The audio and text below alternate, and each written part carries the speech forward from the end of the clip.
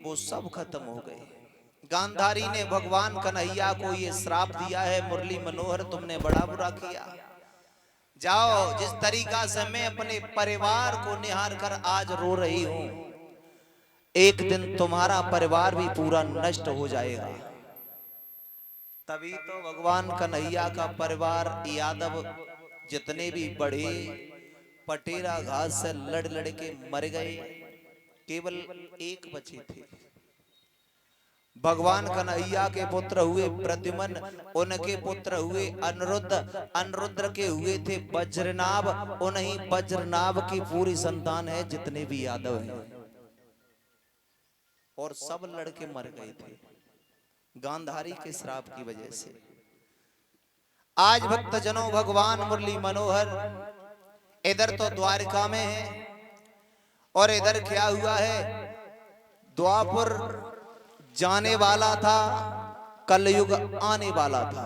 भगवान की लीला, परीक्षित का जन्म हो गया है।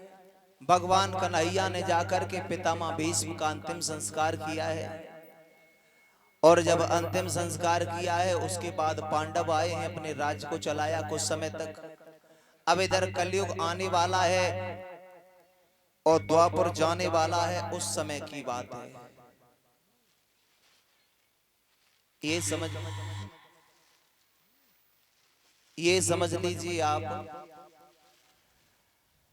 कि एक कलयुग जो है बाल रूप पलने में लेटा हो, और जो द्वापर था वो मृत सैया पर लेटा हो, यानी सुख भरा सवेरा जा रहा हो और दुख भरी काली अंधियारी रात आ रही हो। वो समय था जिस समय महाराज परीक्षित राजा बने। पांडवों ने परीक्षित को राज दिया है, और राज देने के बाद द्रौपदी सहित हिमालय पर्वत पे चले गए गलने के लिए। अब क्या हुआ है, परीक्षित जब राजा बने, खेल न चले शिकार अश्व पे सवार के बड़े अगारी, अरे जाए रहे जंगल के बीच में के भूत बड़े बलकारी।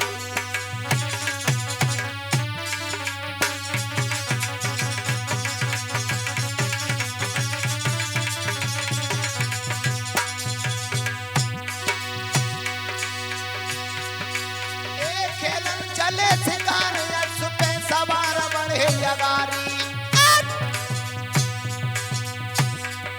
जाए रहे जंगल के बीच में के भूप बड़े तपधारी, जाए रहे जंगल के बीच में के भूप बड़े बलकारी।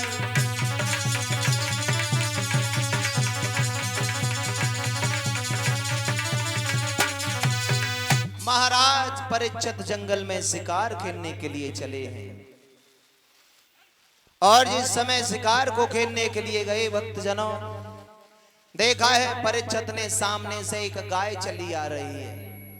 इन परीक्षित की शादी हुई नमलदे मैया के साथ। भक्तजनों, एक जैसे ही देखा है कि गाय चली आ रही है, और उस गाय को निहार कर महाराज परीक्षित सोचने लगे, वाह भाई वाह, ये गाय की दशा क्या है, क्या दशा है गाय की। दूर से देखा महाराज परीक्षित ने कि हाँ, पति का पति थर्राती, वो एक गाय भागती आती है।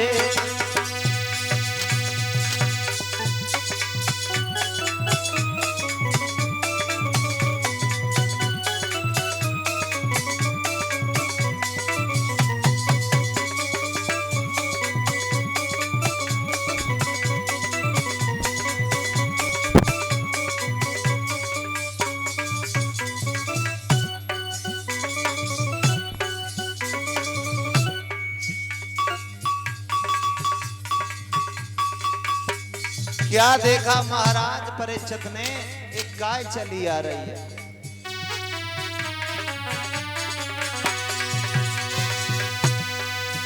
हाँ, पति का पति थर्राती, एक गाय भागती आती है, चलती है कहीं अचकती है, कहीं रमाए रमाए रही जाती है।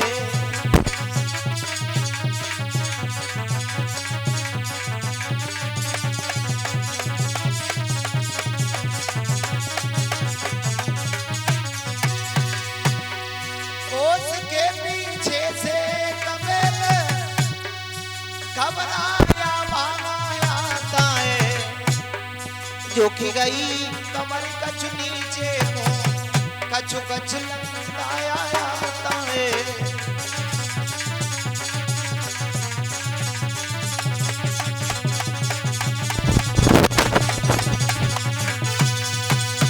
महाराज परीक्षित ने देखा कि एक पीछे से चला आ रहा है काला कुरु पुरुष।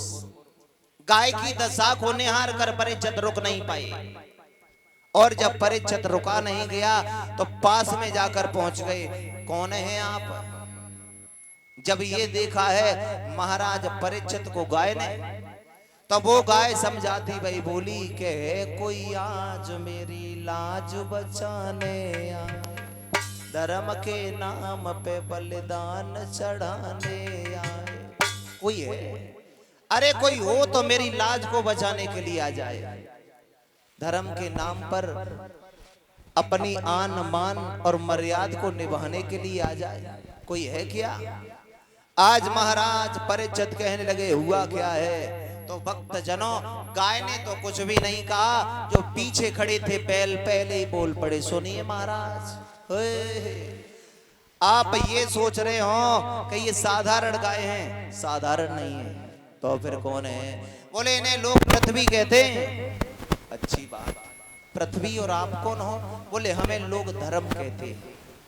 पृथ्वी और धर्म एक ही साथ जा रहे हैं? बिल्कुल जा रहे हैं। क्यों? बोले इसलिए जा रहे हैं कि देखा है हमने कलयुग आ रहा है, पीछे जो लगा हुआ है काला कुरु पुरुष, इसे लोग कलयुग कहते हैं। सतयुग त्रेता द्वापर में हम अपनी ज्योतों गुजर चला रहे थे, लेकिन इसने तो आते ही आते हमारे सारे चरणों को तोड़ डाला। परीक्षित जी कहने लगे क्यों कलयुग महाराज, तुम तो बड़े उत्पाती हो, तुमने तो आते ही आते तूफान खड़ा कर दिया, अब हम तुम्हें छोड़ेंगे नहीं। क्या इतनी जल्दी समझ लिया पार्थ का जमाना बीता है? अरे पार्थ रहे या ना रहे, ये अंश अभी तो जीता है। पार्थ रहे न रहे, लेकिन अंश अभी जिंदा है। इतनी जल्दी कैसे भूल गए? आज भक्त जनों देखा है महाराज परीक्षित ने कलयुग से कहा तुम्हें छोड़े। ये कलयुग की उम्र 4,32,000 साल है, उसमें 6,000 साल की समथिंग ही गुजरी हैं, ज्यादा नहीं। और कलयुग जवानी पर होगा तो अपना इतना असर दिखाएगा कि इंसान की लंबाई इतनी रह जाएगी कि एक जवासे के पेड़ के नीचे बैठ के छाया में से छाया लेना। अभी तो कुछ नहीं हुआ।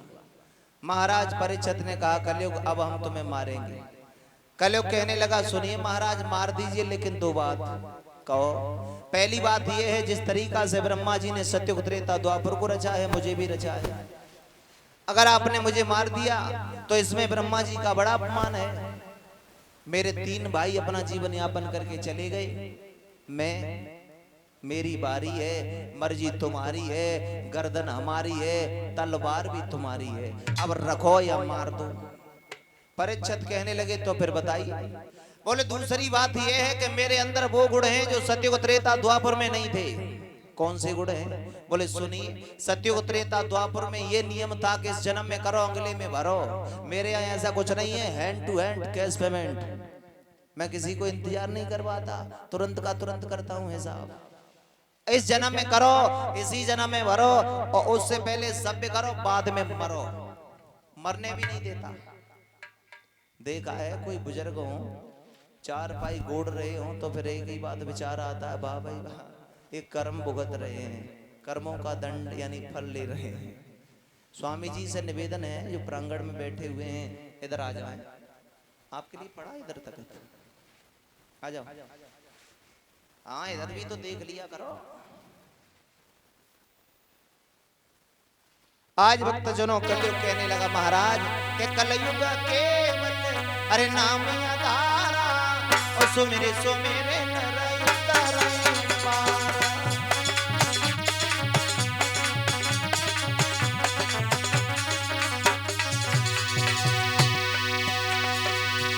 एक कलयुग केवल नाम आधारा सुमेरे सुमेरे नर उतरे पार।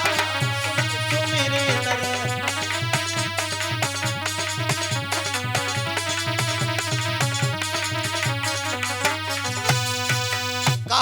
कलयुग केवल नाम आधारा और सुमेरे सुमेरे नर उतरे पार। कलयुग केवल नाम के लिए है। चाहो तो मैं कलयुग हूं और नहीं चाहो तो मैं करयुग हूं। जैसा करोगे वैसा भरोगे। मेरे अंदर वो गुण है। मैं ये नहीं कहता काम छोड़े सारे दिन भजन किया करो। अरे 2-4 दिना में फुर्सत हुए तो राम राम कह लिया करो। 2-4 दिन में फुर्सत हो जाए तो राम राम कह लो। ये मैं नहीं कहता हूं कि आप सवेरे से शाम तक माला लेके बैठे रहो। कलयुग की ये बात सुनी है, कहने लगे महाराज परीक्षित तुम्हारे अंदर तो वो गुण हैं बड़े अच्छे।